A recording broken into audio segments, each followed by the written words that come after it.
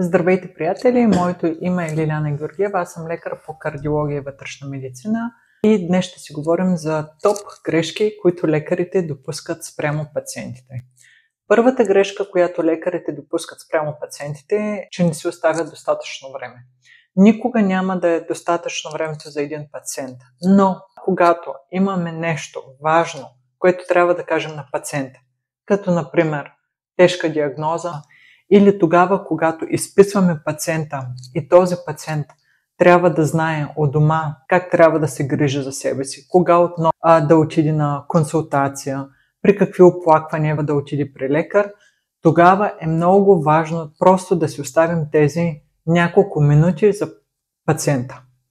Второто, което е, и това винаги го правя, аз карам пациента да повтори това, което съм му казала. Аз не го оставям просто да ми отговори да, госпожо, доктор, защото в повечето случаи пациентите са толкова притеснени, че нищо не разбират от това, което им казвам.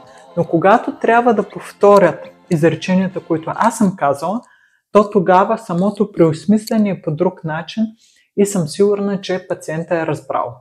Тази грешка е типична за лекари, които не са с много дълъг опит.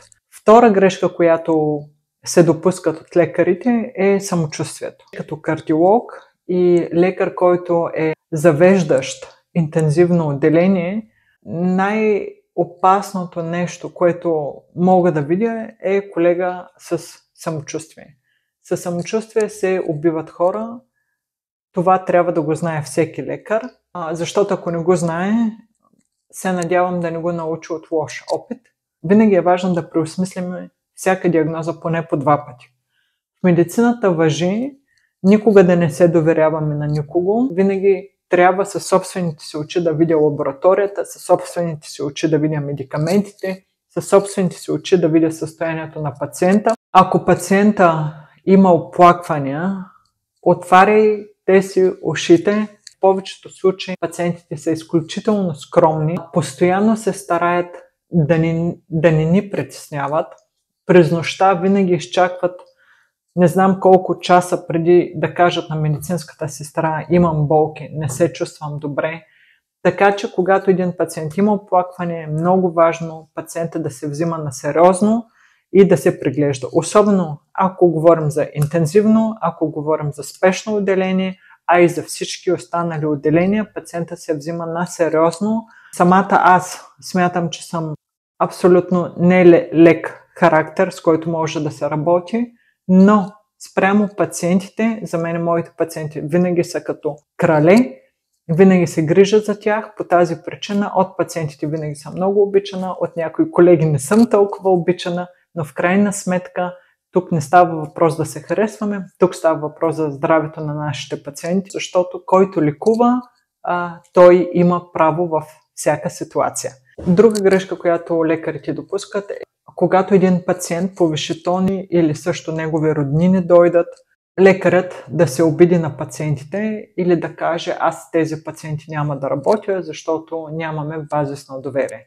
И в Германия има малцинства, когато има много роднини, много близки, които идват в отделението.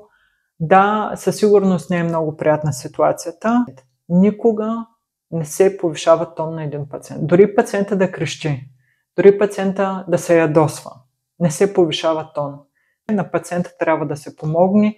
Няма как един пациент с оплакване, с болки, да му кажем: тръгвайте си, ходете някъде другаде или нещо от този род. Не е възможно. И силно вярвам, че когато се опитаме пациентите да ги разберем и пациентите с най-лошо настроение, в 99.9%, ако ние отворим сърцето си за тях, самите пациенти просто им трябват 5-10 минути и се успокояват и биват доволни и са много по-кооперативни, така че може да се погрижим добре за тях. Още една грешка, която мисля, че също е важна: пациентите да не се делят на частна и държавна здравна каса. Аз лично деля пациентите на тези пациенти, които се грижат за себе си, и на тези, които не се грижат за себе си. Пациенти, които се грижат за себе си, които редовно ходят на преглед, които когато имат оплаквания, веднага идват при нас. Такива пациенти винаги ги хваля, много съм мила и добра с тях, докато пациенти, които не се грижат за себе си, не са били на преглед, имат оплакване от 5 месеца и не са се появили, към тях съм малко по-строга, заслужено и също не ми се сърдят, дори са ми благодарни и след това им ставам любима лекарка. Бъдете спокойни, когато имате оплаквания, винаги търсете помощ, не се отказвайте. Мисля, че това бяха основните грешки, които лекарите допускат спрямо пациентите.